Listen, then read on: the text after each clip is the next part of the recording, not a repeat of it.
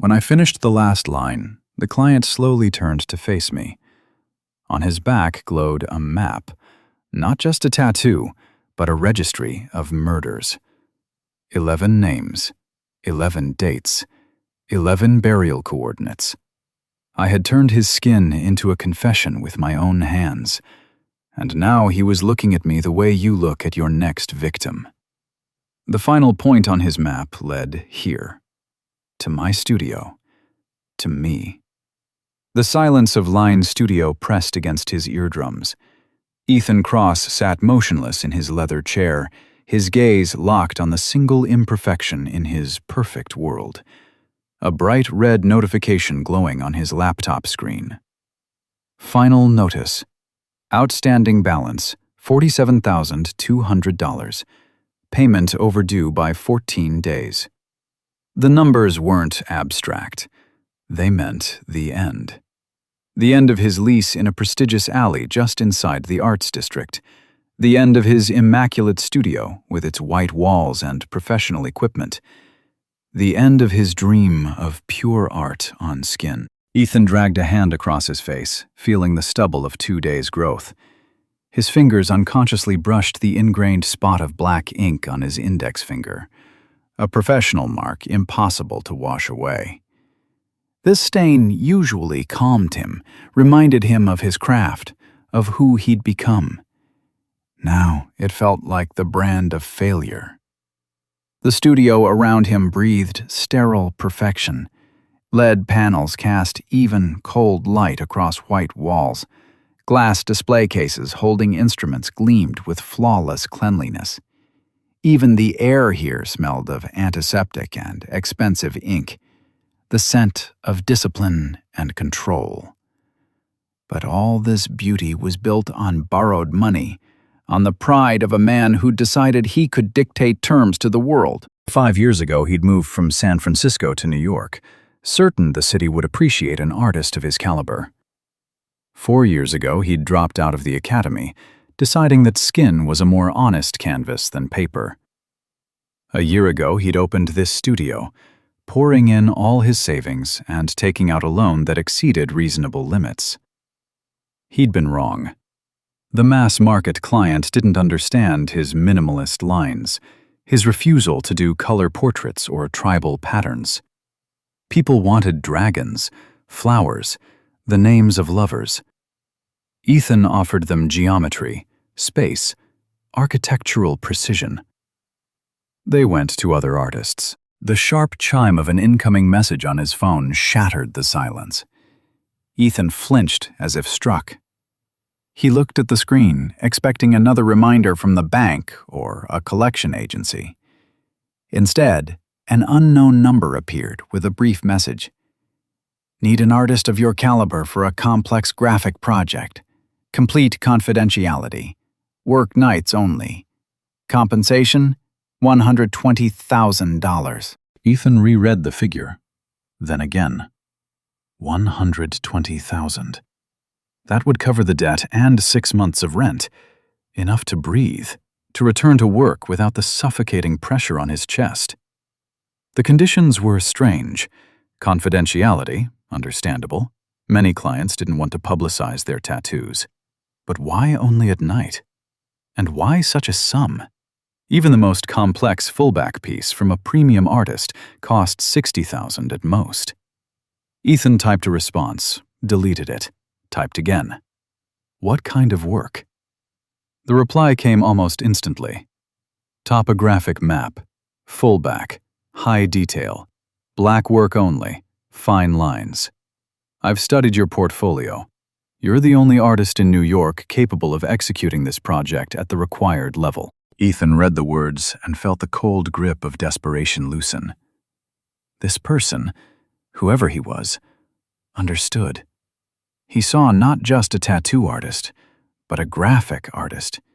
He wasn't offering a compromise, but a challenge. I'm willing to discuss details. The response was brief. First session, tomorrow, 11 p.m., your studio. I'll come alone. The architect arrived at exactly 11 in the evening. Ethan heard footsteps in the hallway, measured, heavy, confident. Then 3 short knocks on the metal door. He opened it to see a large man in his 50s wearing an expensive dark overcoat. Tall, broad-shouldered, with a face that was hard to remember, regular features, short hair graying at the temples. But the eyes, pale gray, almost colorless, they looked at Ethan with the same expression he himself used when examining a blank canvas.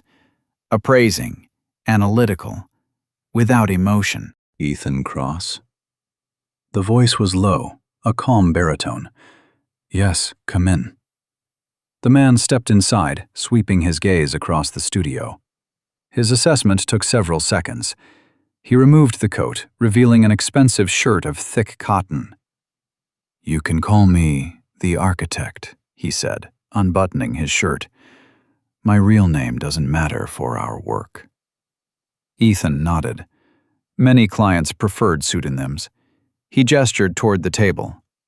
When the architect removed his shirt and lay face down, Ethan saw his back for the first time. The skin was pale, firm, well moisturized. A perfect canvas. But not clean. The entire back was covered with scars. Not tattoos. Scars. Old, healed, but deep. A long, almost surgically straight line crossed the spine diagonally. A scatter of short, ragged marks covered the lower back. A wide scar on the shoulder blade, as if from a severe burn or impact. "As you can see," the architect's voice was calm, "the canvas isn't new, but I trust you can integrate the existing features into the composition." Ethan prepared his instruments, trying not to show surprise. He'd worked on damaged skin before, surgical scars, burns, stretch marks. The main thing was understanding how the skin would take ink. "Let's start with the sketch," he said professionally. "Show me the map references." The architect handed him a tablet. The screen displayed a topographic map of a terrain section, a mountain ridge, river, forest, abandoned quarry. The detail was extraordinarily high. Every contour line, every terrain curve was precise, with an accuracy better suited to a navigation chart than artistic tattooing. "You want an exact copy?" "Absolutely exact. Every line must match the original." The architect turned his head, his colorless eyes boring into Ethan. "No deviations, no artistic interpretation. Pure accuracy only." Ethan nodded and began work. The first lines of the mountain ridge went onto the skin smoothly. Ethan guided the needle with absolute certainty, his hand not trembling a millimeter. The thin black line cut through the whiteness of skin, leaving a crisp contour. Then the architect spoke. "Left. A little more left. Yes, now down in an arc." Ethan followed the directions and suddenly realized. The contour of the mountain ridge perfectly traced an old scar on the shoulder blade. The line didn't cross it, didn't ignore it. It used it as part of the relief, turning a crude mark into a natural landscape element. "Interesting solution," Ethan said, continuing work with focus. "The landscape must account for the terrain," the architect replied. Ethan worked in silence, broken only by the hum of the tattoo machine. The architect lay absolutely still, not flinching from pain, not changing position. His breathing was measured, almost meditative. After 2 hours, the first session ended. The mountain ridge was complete, a delicate network of black contour lines creating volume and depth. The architect stood, looked at the work in the mirror, and nodded. "Excellent work. Next session, 3 days from now, same time." He pulled out an envelope and placed it on the glass table. "Advance, 5,000. You'll get the rest after completion." Ethan saw the client out and opened the envelope. New bills, a thick stack. He counted exactly 5,000. For the first time in months, he was able to sleep peacefully. The second session began with the river. The architect came again at exactly 11, again lay on the table with the same stillness. Ethan began work on the winding riverbed that would cross the back from left shoulder to right side. "Start from the third vertebra," the architect said. "Guide the line down, then a smooth curve right." Ethan guided the needle, and the river line flowed across skin. Smooth bend, small curve left, then right again, going around.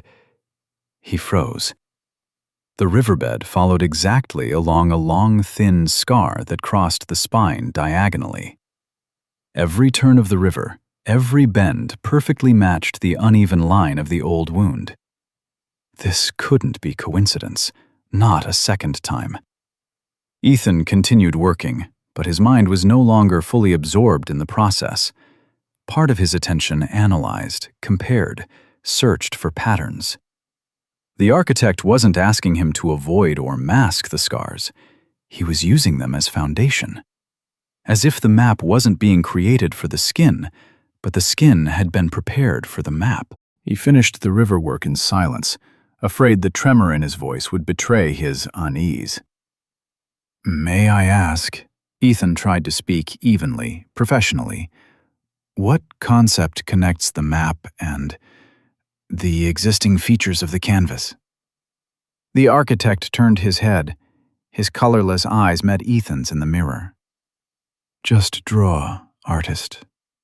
The tone was quiet, polite, absolutely commanding. Ethan nodded and said nothing. But when the architect left, leaving a second envelope of cash, the studio's silence changed. It no longer comforted. It pressed down, filled with unspoken questions. Third session. Ethan prepared instruments with surgical precision, arranging ink tubes in strict order. His hands moved automatically, but his mind was elsewhere. He hadn't slept the previous night, tossing in bed in his small apartment, picturing the scars on the architect's back, trying to understand their origin. A fall? An accident? Combat wounds? Or something worse? The architect appeared on time, lay on the table.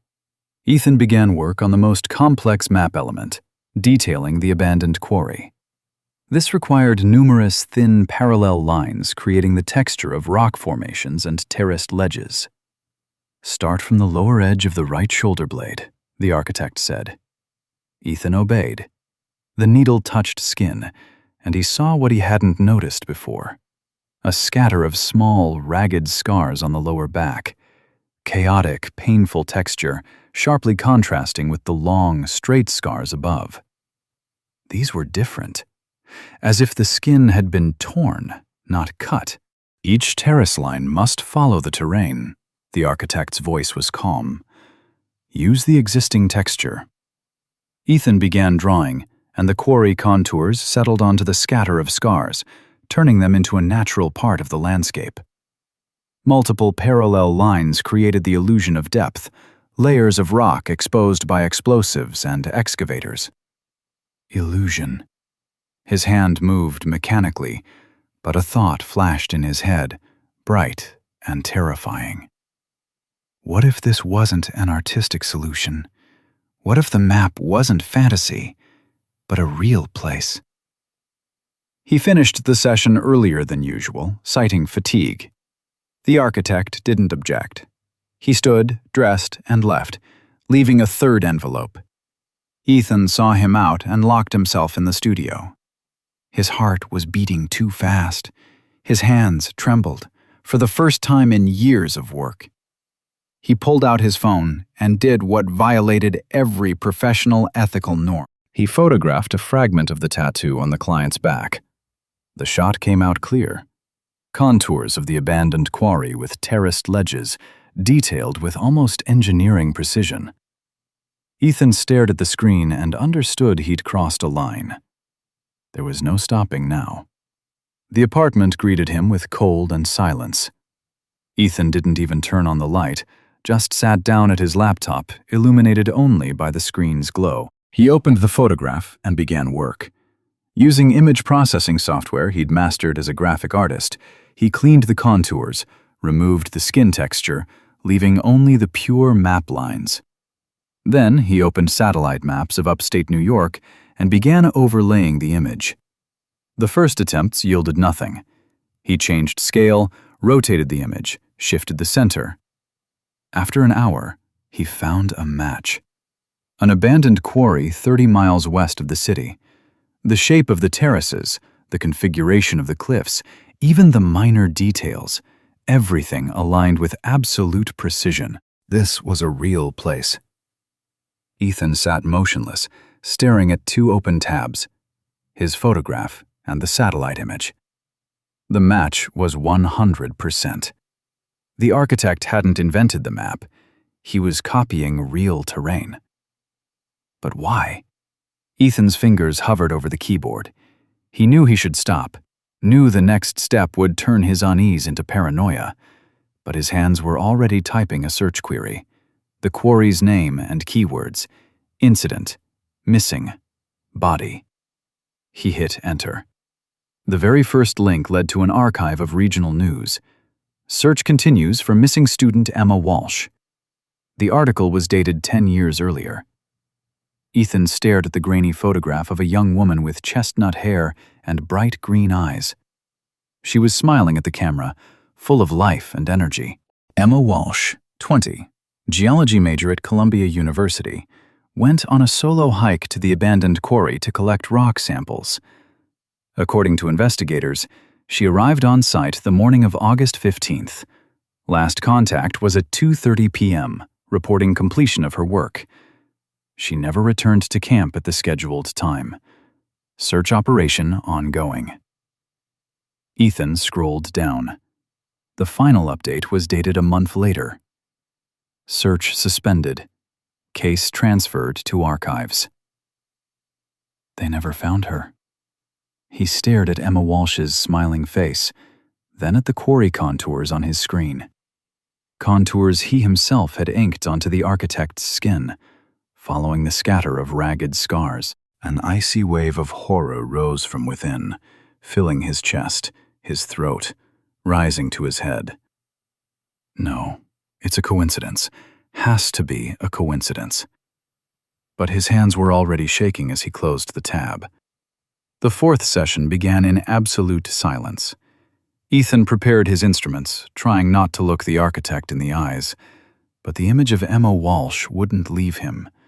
Her smile, her green eyes, 20 years old. The architect lay on the table, and Ethan began work on detailing the mountain ridge. He needed to draw an especially fine line depicting a narrow mountain trail. He brought the needle to the skin, focused, and Emma's face flared up. Bright, vivid, as if she stood before him. His hand trembled. The needle slipped a fraction of a millimeter, leaving a tiny ink blot on the perfectly straight line. Before Ethan could exhale, the architect's hand shot from the armrest. The grip on his wrist was instantaneous. Steel, inhumanly strong. Time stopped. Ethan felt every finger digging into bone, felt his pulse hammering under the pressure. The architect didn't turn his head. He stared at Ethan's pale, frightened reflection in the large mirror on the wall. His gray eyes were empty. There was no anger in them, no pain, only cold, absolute control. There must be no mistakes. The voice was a quiet whisper that penetrated under the skin. Never. He released his fingers slowly, with pressure. 4 red marks remained on Ethan's wrist. Continue. Ethan nodded, unable to speak a word. He picked up the machine with a trembling hand and continued work, fixing the blot. But the warning rang clear. This wasn't a threat over a drawing error. This was a threat over curiosity. Fear should have paralyzed him, should have made him stop, forget, just finish the work and take the money. But the opposite happened with Ethan. The physical threat crystallized his terror into cold, feverish obsession. He no longer thought about debts, didn't think about the studio. His mind filled with a single thought. I have to know. Returning home, he opened the photograph of the architect's back again. This time, his attention was drawn to the long, almost surgically straight scar crossing the spine, the very one he'd turned into the edge of a dense forest. Ethan magnified the image, highlighted the contours, overlaid it on the satellite map. The search took longer. There were many forests upstate, but Ethan methodically checked each one, comparing the shape of the tree line, the configuration of clearings. After 3 hours, he found a match. A forest area 70 miles north of the city. Ethan typed the name into the search bar, added the same keywords. There were fewer results. He scrolled through forums dedicated to missing persons, read old posts, finally found a brief note on a hiking forum. Anyone hear about the guy who disappeared in that area about 5 years ago? Think he was a solo hiker. Case was closed as an accident. Few responses. Someone remembered a last name. Someone mentioned rumors. No details, no proof. Only geography and a scar. Ethan sat in darkness, illuminated only by the laptop screen. 2 open tabs. Emma Walsh, smiling, alive. An unnamed hiker, a mention on a forum. 2 points on a map, 2 scars on the architect's back. This wasn't a map. This was a chronicle, a catalog, a necropolis that he, Ethan Cross, was inking with his own hands onto a killer's skin. He grasped the monstrous irony. He, an artist obsessed with creating beauty and order, with his greatest talent, the ability to draw a perfectly straight line, was immortalizing the most terrible ugliness. He wasn't just an accomplice. He was the hand holding the chisel of the killer's history, and the work was far from complete. Ethan closed the laptop and sat in absolute darkness. The red marks of the architect's fingers still throbbed on his wrist.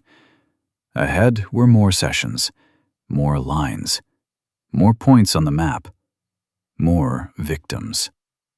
And he had to keep drawing. Line Studio had changed. Ethan sat in his chair, staring at the white walls, and didn't recognize them.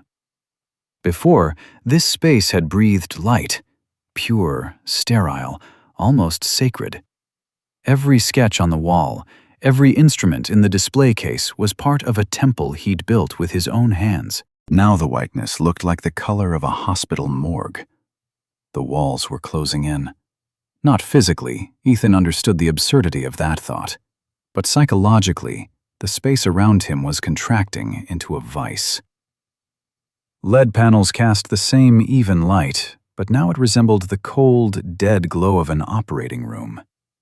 The smell of antiseptic, which had calmed him before, became sickly sweet and heavy, like formaldehyde. Ethan dragged a hand across his face.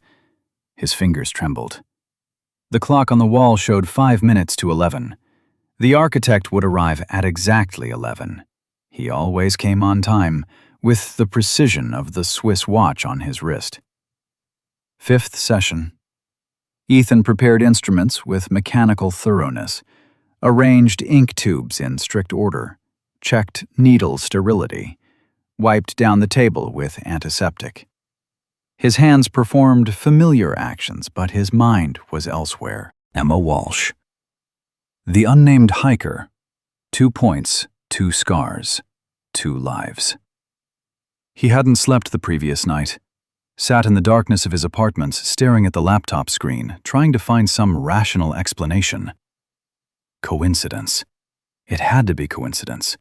The architect couldn't be what he seemed. But the longer Ethan looked at the geography of scars and the geography of disappearances, the clearer the picture became.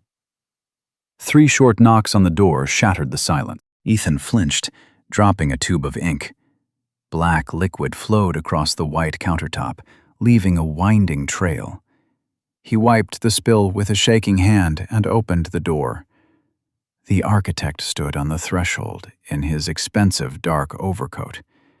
His colorless eyes met Ethan's, and the artist felt something contract inside him. "Good evening, Ethan," The voice was calm, polite, absolutely normal. Ethan stepped back, letting the client inside. The architect walked to the table, removed his coat, and began unbuttoning his shirt. His movements were measured, almost ritual. He lay face down, exposing his back, a palimpsest of scars and black lines. Ethan looked at his work. The mountain ridge flowed around the old scar on the shoulder blade. The river followed the diagonal trace across the spine. The abandoned quarry lay on the scatter of ragged marks. Technically, the work was flawless, every line straight, every contour precise. Morally, it was monstrous. "Today we'll complete the main elements," the architect said. "Only the final connecting line will remain." Ethan nodded, not trusting his voice. He picked up the tattoo machine, but his hand was unsteady. "Begin," the architect ordered quietly. The needle touched skin. The machine's buzz filled the studio, monotonous, hypnotic. Ethan worked in silence, trying not to think about what he was drawing, trying to see only lines, only technique, only pure geometry. It didn't work.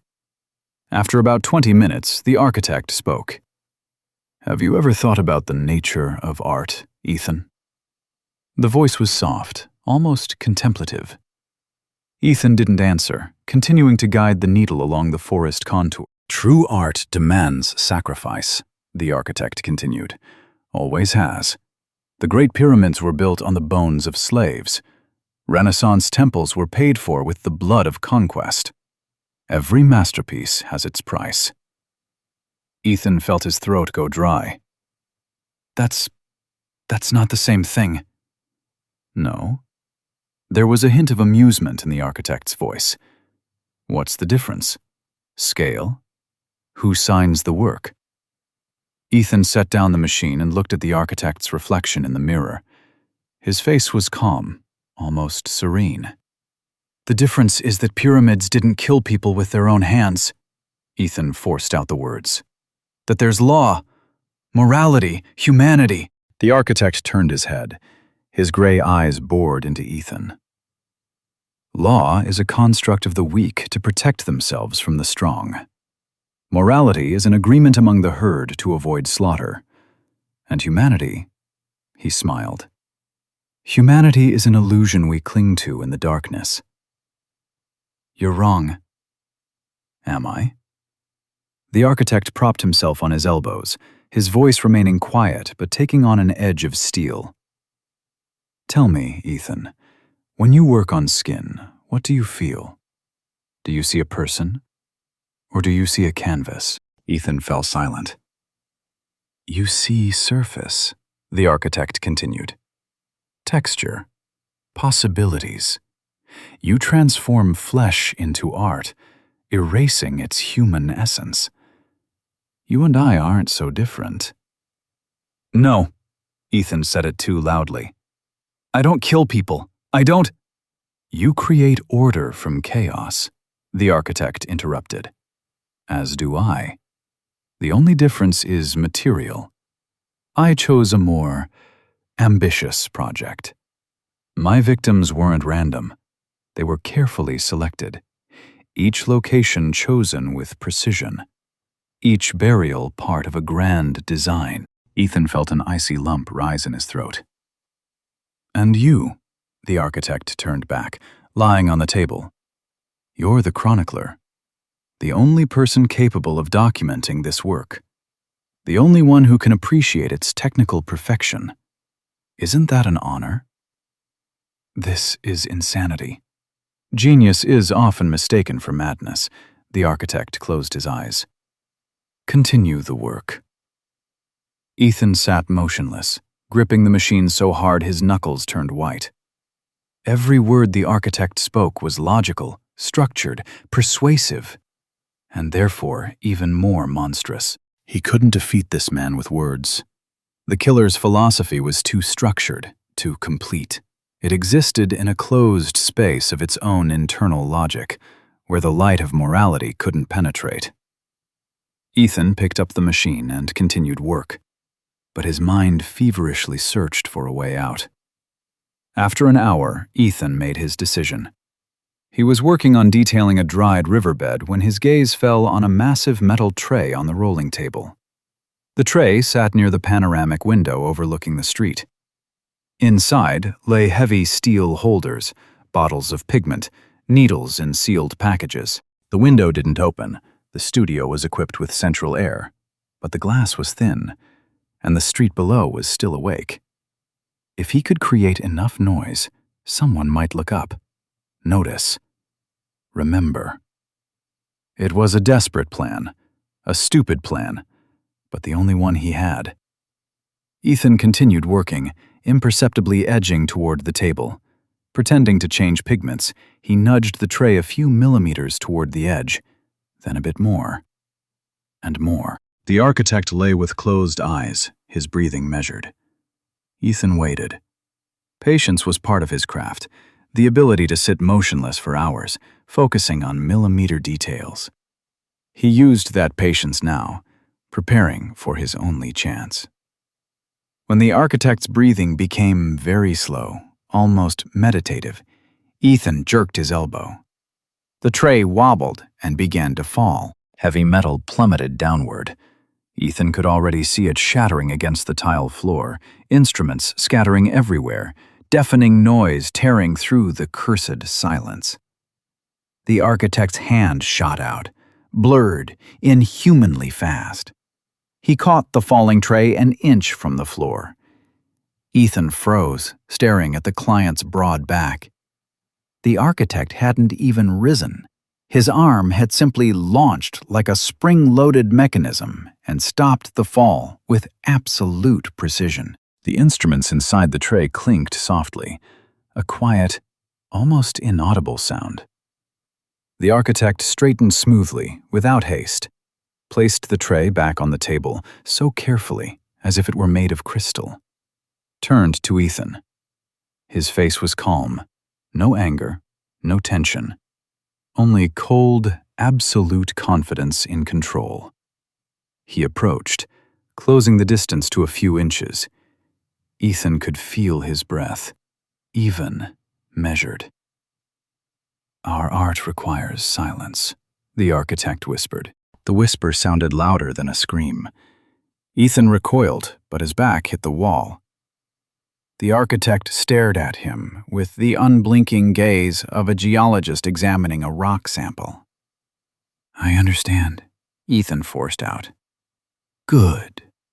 The architect returned to the table and lay down. "Continue." Ethan picked up the machine with trembling hands. The motor's hum seemed deafening in the resulting silence. Now he was afraid to even breathe loudly. The session ended at 1 in the morning. The architect dressed, left another envelope, and departed without unnecessary words. Ethan saw him out and locked himself in the studio. He stood in the middle of the white space, arms wrapped around himself. The trembling wouldn't stop. Adrenaline pulsed in his veins, demanding action, escape, flight, but there was nowhere to run. Ethan looked at the entrance door, the only exit from the studio. A massive metal structure installed a year ago for security. Back then, it had seemed like protection from burglars.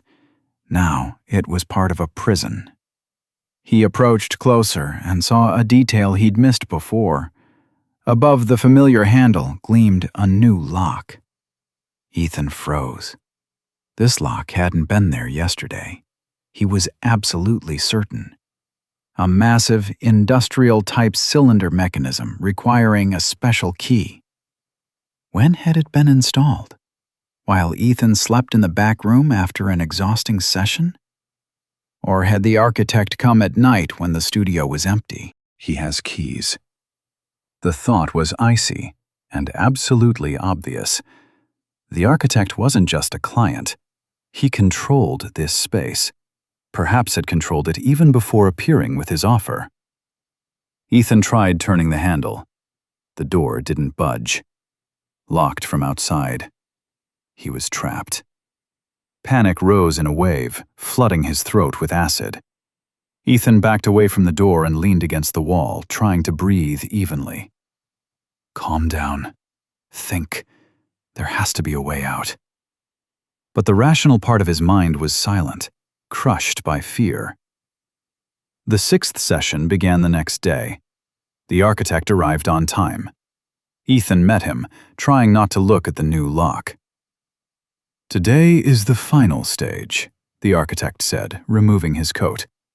The connecting line. It will unite all elements into a whole. He lay on the table and handed Ethan a tablet with an enlarged map fragment. Ethan looked at the image. A long, winding line began from the abandoned quarry in the west, crossed the forest in the north, passed through the dry riverbed, and continued further, toward downtown New York. Ethan picked up the machine. His hands were almost steady. Fear had dulled his nerves, turning him into an automaton. He began drawing the line. The needle glided across skin, leaving a thin black trail. Ethan worked methodically, following the map contours. The line crossed the river. He recognized the bend of the Hudson. Ran along an avenue. The silhouette of Broadway was unmistakable. Turned into familiar side streets. Ethan guided the needle further, and his heart began to pound faster. The line headed toward the Arts District, crossed through it, plunged into the labyrinth of old city alleys. He recognized the intersection configuration 2 blocks from the studio. His hand slowed. The line turned into a quiet alley. No. Ethan guided the needle further, but already understood. Understood with absolute, terrifying clarity. The line stopped at the exact spot where on the map of the real city stood this building, this floor, this studio. The final point on the architect's map was here. Ethan released the machine.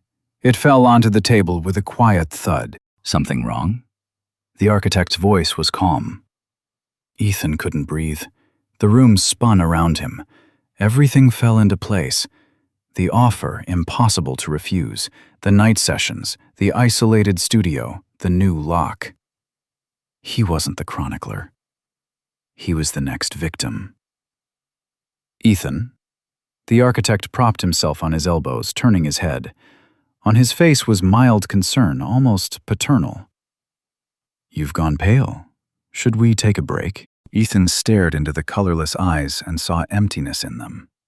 Absolute, bottomless emptiness. I need the bathroom. Of course. The architect lay back down. Just don't be long. We have very little left. Ethan stood on legs that wouldn't bend and walked to the back room, closed the door behind him and leaned against it, clamping his mouth with his palm to keep from screaming. The final point. He'd drawn his own execution site on the killer's skin.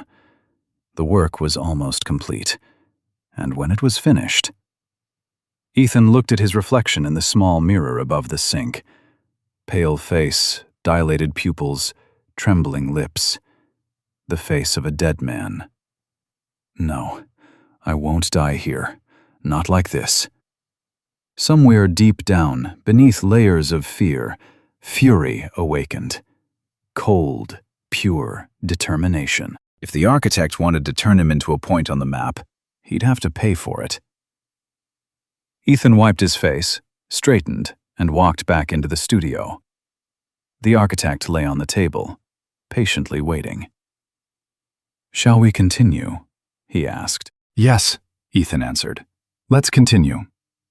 He picked up the machine and completed the line. The last point settled onto skin with a quiet hum.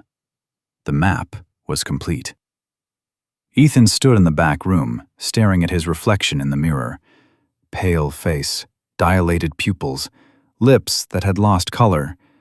The face of a dead man.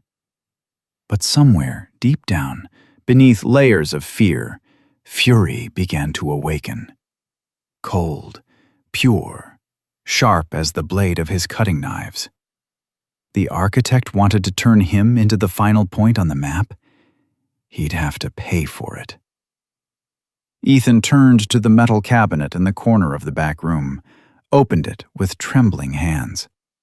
Sterile packages, antiseptics, spare needles, and on the farthest shelf, behind a stack of wipes, a small bottle of clear liquid. Experimental fluorescent ink. He'd ordered it 6 months ago for an avant-garde project he'd never realized. The ink was completely invisible in ordinary light, clear as water, but under ultraviolet radiation, it flared with bright blue light, like liquid radium. Ethan took the bottle, liquid sloshed inside, about 50 milliliters. Enough. A plan began forming in his head, an insane plan. Desperate, but the only possible one. He couldn't escape, couldn't call for help, couldn't defeat the architect in physical combat. But he could turn the killer's body into evidence. Ethan wiped his face with cold water, straightened his back, and returned to the studio. The architect lay on the table, patiently waiting. His broad back rose and fell in a slow, measured rhythm. "Everything all right?" he asked, without turning his head. "Yes," Ethan answered. His voice sounded steadier than he expected. "Sorry for the delay." He approached the work table and began rearranging instruments, creating artificial chaos. He needed to buy time, gather his thoughts. "I have a proposal." Ethan forced himself to speak slowly, deliberately. "Regarding finalizing the work." The architect opened one eye. "I'm listening." Ethan took the bottle of invisible ink, holding it so the architect couldn't see the label.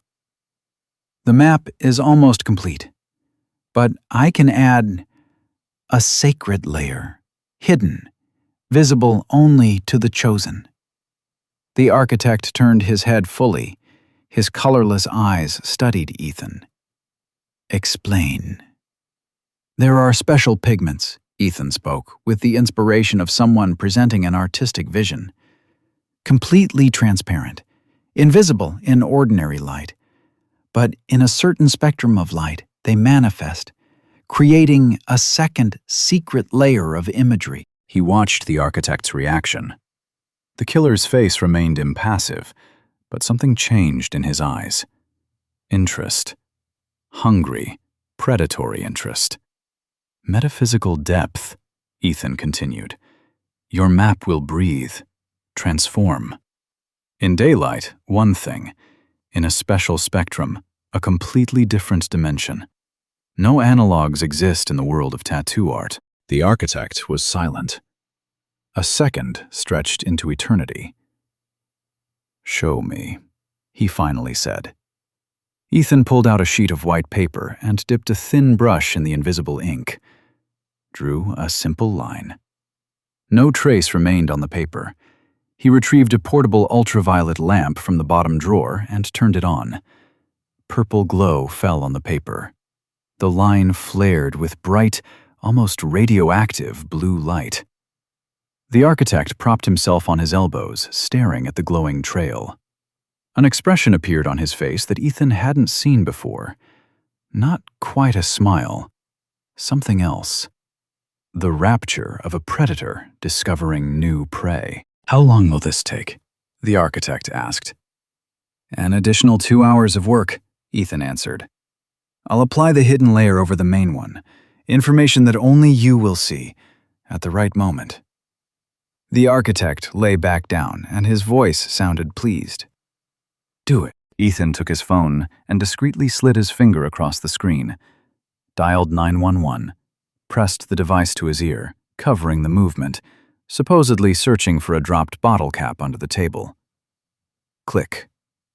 A female voice. 911, what's your emergency?"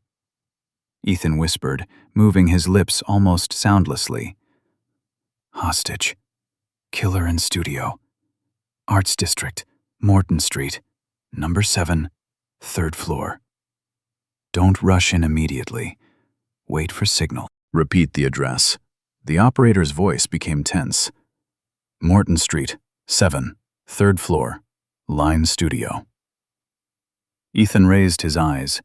The architect was looking out the window. Signal. Blue light. Very bright blue light in the window. When you see it, break down the door. Copy that. Units on the way. Stay on the line. Ethan ended the call and hid the phone under a stack of wipes. He stood, stretched, pretending to work out a stiff back. Ready to continue, he said. The architect nodded, not taking his gaze from the reflection of the night city in the glass. The most exhausting work of Ethan's life began. He sat over the architect's back, holding the regular machine with black ink in his right hand, and a spare loaded with invisible pigment in his left. The right hand applied visible details, deepened shadows on the quarry contours, added texture to rock formations, enhanced the mountain ridge relief. The left hand, discreetly between strokes, wrote the truth. Over the abandoned quarry line, Ethan inscribed in calligraphic script, Emma Walsh, 20 years old, August 15th, 2015, 41, 612737, minus 73, 124589. Coordinates. Exact burial coordinates. Above the forest contour, Michael Stevens, 24 years old, 6th March 2019, 42, 234112, minus 73, 891456. His hand trembled. Ethan clenched his teeth, forcing his fingers to obey. Every letter had to be perfect, readable under ultraviolet. The architect lay motionless. His breathing was measured, almost meditative. He was enjoying the process. "Tell me about the hidden layer," he said quietly. "What are you applying?" Ethan didn't lift his head. "Coordinate grids, additional topographic detail, things only those who look correctly will see." "Philosophy." The architect pronounced the word with pleasure. "Truth is hidden from the uninitiated. Only the chosen see the essence." "Exactly." Ethan switched machines. Black ink. Visible river contour. Then invisible again. Sarah Kravitz, 19 years old. November 12th, 2017. 2 hours. Ethan worked 2 hours without a break, not lifting his gaze from the skin. His back was stiff, his fingers numb, his eyes watering from strain. But the two-layered map was nearly complete. The visible, a topographic masterpiece, technically flawless. The invisible, a complete registry of the architect's crimes, names, dates, coordinates, a legal document written on living skin. Ethan set down the machine and reached for the alcohol solution. He needed to treat the skin before the final stage. The bottle sat on the edge of the rolling table. Ethan took it, but his hand shook. Fatigue, nervous tension. The bottle slipped. Ethan tried to catch it, lurched forward, and caught his foot on the table leg. Alcohol solution splashed onto the fresh wounds on the architect's back. The reaction was instantaneous. The architect roared, a low animal sound, and leaped from the table. The heavy chair toppled with a crash. Ethan backed away but wasn't fast enough. The architect's hand shot forward and closed on his throat. Steel vice. Inhuman strength. Ethan slammed back against the wall. His feet left the floor. The architect lifted him on an outstretched arm, pressing him into concrete. "You're trying to ruin the work?" The killer's face contorted. The mask of calm cracked, revealing an abyss of madness. "You dare destroy eternity?" Oxygen stopped reaching his lungs. Circles swam before his eyes. Ethan clawed at the strangler's arm, trying to break the grip. Useless. The arm was like a steel band. Ethan wheezed, trying to force out words. Disinfection. The fingers tightened. For invisible layer. Ethan nearly lost consciousness. Will flake. Needs alcohol. Adhesion. The architect froze. His face was an inch from Ethan's. Colorless eyes stared with the unblinking gaze of a predator. Invisible layer, he repeated slowly. Ethan nodded desperately, as much as the grip on his throat allowed. A second stretched into eternity. Then the fingers released. Ethan collapsed to the floor, gasping for air, coughing, choking. His lungs burned. The architect stood over him, adjusting his shirt cuffs. His breathing was even, as if nothing had happened. "Be more careful, artist," he said quietly. "My patience isn't infinite." Ethan nodded, unable to speak. His throat blazed.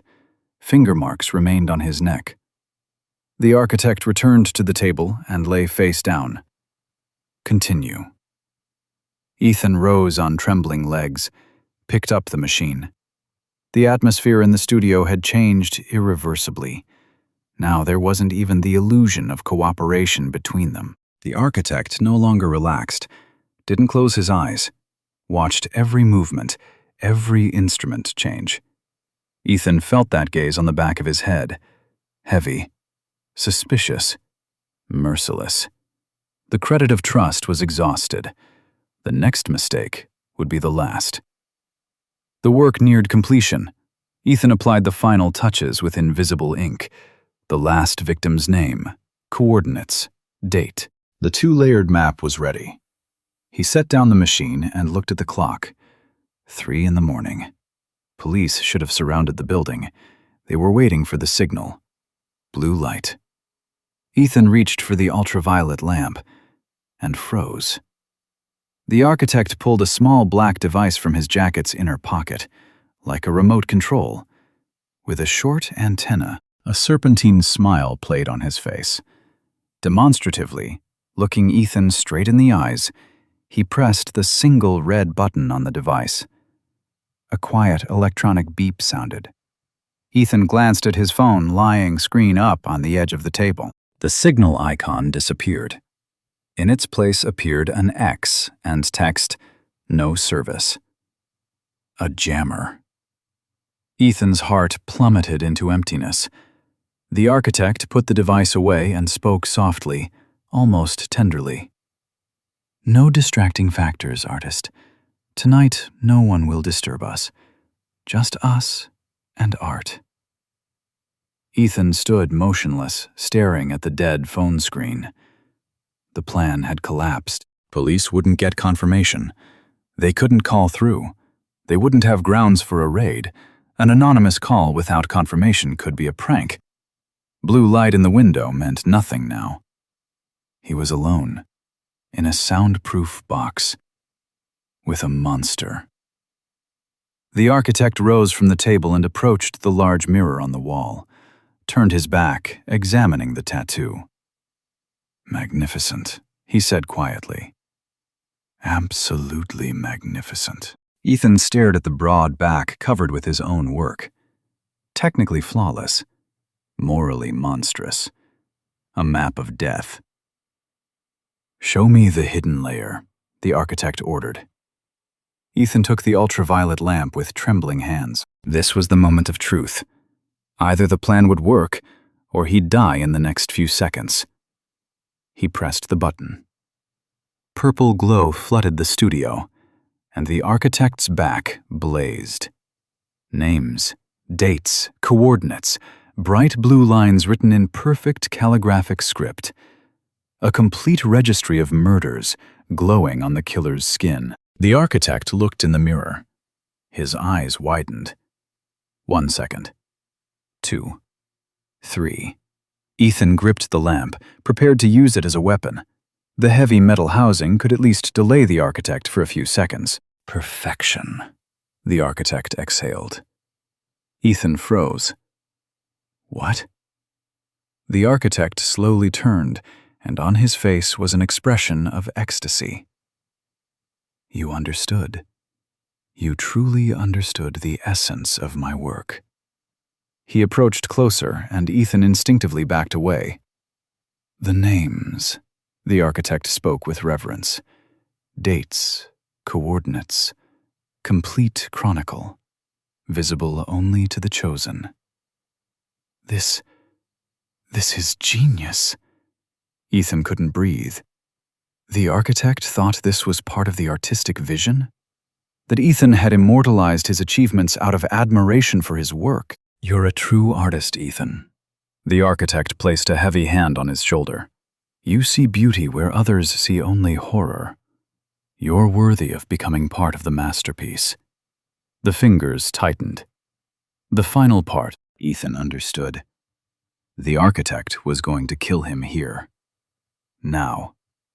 And add his name to the invisible map. The last point. Project completion. The hand on Ethan's shoulder slowly slid toward his throat. Don't be afraid, the architect whispered. This will be quick, and you'll become immortal. Part of eternity. The fingers began to tighten. And in that moment, from outside, far below, a sound rang out. Quiet, barely distinguishable. The wail of sirens. The architect froze, turned his head toward the window. Blue light from the ultraviolet lamp reflected in the glass, creating a bright, unnatural glow visible from the street. A beacon. Police had come to check the address after the anonymous call, and saw the signal. The wail of sirens grew louder. The grip on Ethan's throat loosened for a fraction of a second. He jerked, breaking free, and struck the architect in the face with the ultraviolet lamp. Glass shattered. The architect recoiled. Ethan bolted for the door, but it was locked. The new lock. He didn't have the key. He turned around. The architect stood in the middle of the studio, wiping blood from his split cheek. Calm no longer resided on his face, only cold fury. You betrayed art, he said quietly, and lunged forward. Ethan grabbed the first thing at hand, a heavy stainless steel tattoo machine. The architect was faster, stronger, bigger. But Ethan was fighting for his life. The machine whistled through the air, struck the architect in the temple. A dull sound. Blood sprayed across white walls. The architect stumbled. Ethan struck again, and again, metal against flesh. Somewhere below, a crash sounded. They were breaking down the building's entrance door.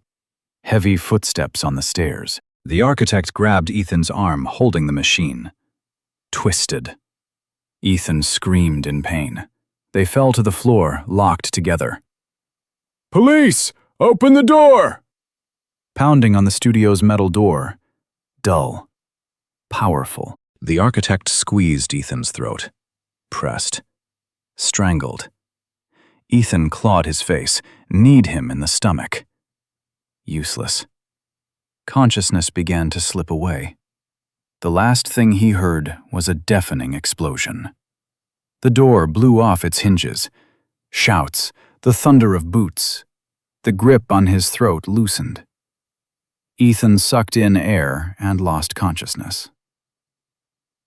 Ethan came to from the sharp smell of ammonia. Someone held a swab under his nose.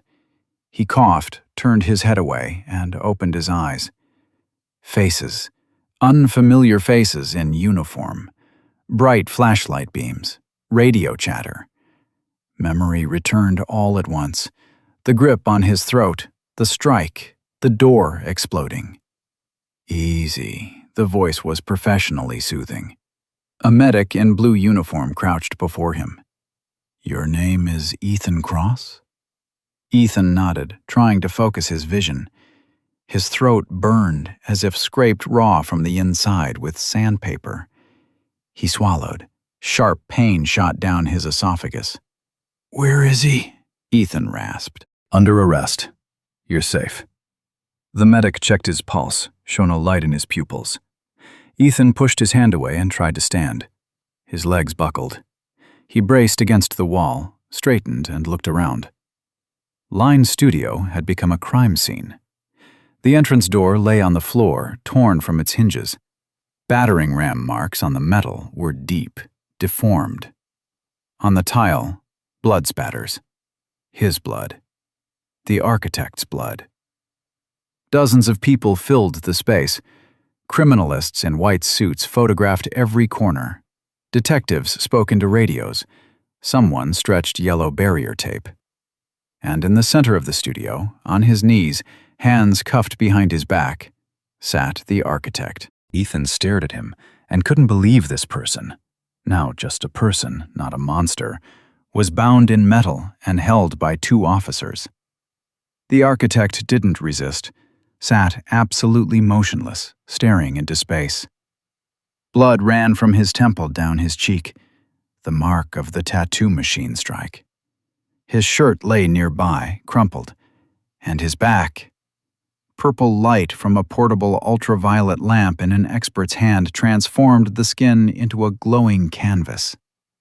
The black topographic map was barely visible under the bright blue glow of invisible ink. Names blazed on the skin like neon signs. Emma Walsh, 20 years old, August 15th, 2015. Michael Stevens, 24 years old, June 3rd, 2019. Sarah Kravitz, 19 years old, December 12th, 2017. And more. 8 more names Ethan had managed to apply during 2 hours of feverish work. 11 victims. 11 lives turned into coordinates on a killer's map. A criminalist photographed the back from all angles, muttering into a recorder.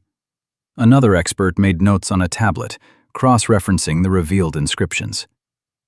Ethan stood leaning against the wall, staring at his work. Technically flawless, legally irrefutable. Morally, he wasn't sure what it was. Cross? The voice made him turn. A man in his 50s in a rumpled gray suit stood nearby. Tired, slightly puffy face, deep lines around the eyes, graying hair cut short. He held an open badge. Detective Frost, Major Crimes. I need to take your statement. Ethan nodded. Frost pulled out a recorder, pressed record, and placed the device on the edge of a table that had miraculously survived the fight.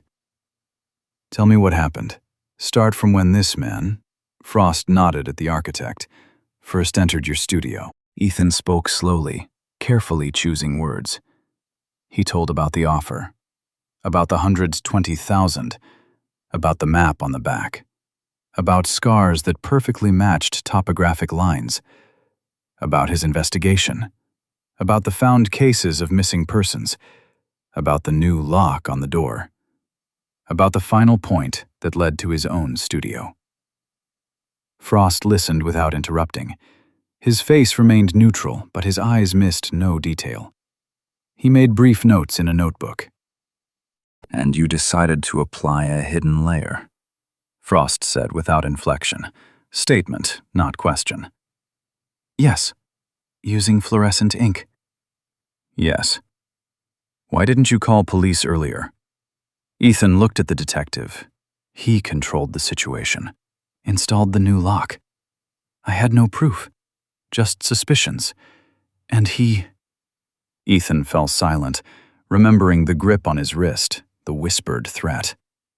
He was dangerous. Frost nodded. Your call to emergency services was logged at 2:47 a.m. Connection cut after 20 seconds.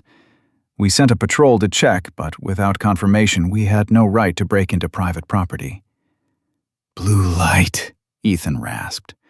I told the operator about blue light in the window. It was the signal. And you turned it on. The ultraviolet lamp. Yes. Frost looked at the architect, then back at Ethan. You risked your life. I had no choice. Silence hung between them. Somewhere in a corner of the studio, criminalists packed evidence in clear bags, ink tubes, used needles, the bloodied tattoo machine Ethan had defended himself with. Frost turned off the recorder. "Officially, I can't approve your actions," he said quietly.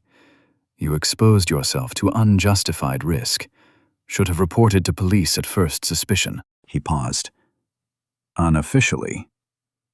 Frost looked at the architect's glowing back. "You gave us what would have taken us years. Names, dates, coordinates. We've already sent teams to burial sites. If even half this information checks out." He didn't finish. Ethan understood. 11 bodies. 11 families who would finally get answers. Who could bury their loved ones. He'd turned the killer's body into a treasure map. Only the treasures were remains of missing people. Frost put away his notebook. "We'll need your presence for additional statements, possibly several days. You willing to cooperate?" "Yes." "Good. Medics will examine you now, then we'll take you to the station. Formalities." The detective turned to leave, but stopped. "One more question, Cross." Ethan waited. Frost nodded at the architect's back, still glowing under ultraviolet. "This is incredible work. Technically perfect. Every letter reads like under a microscope.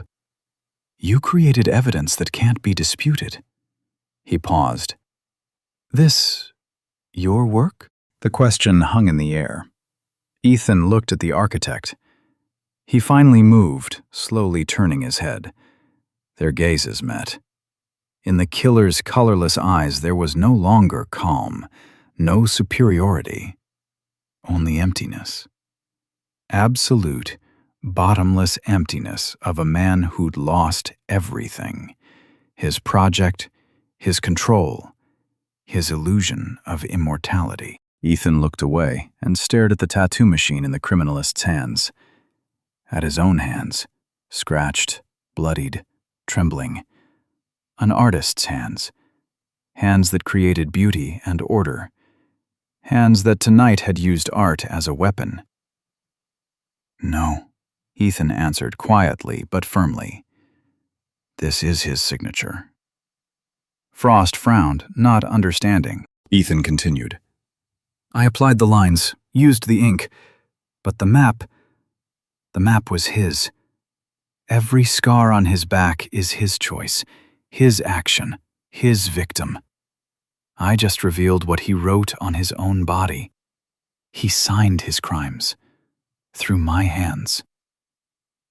The detective was silent for several seconds, considering the words, then slowly nodded. "I understand." He left, leaving Ethan alone by the wall.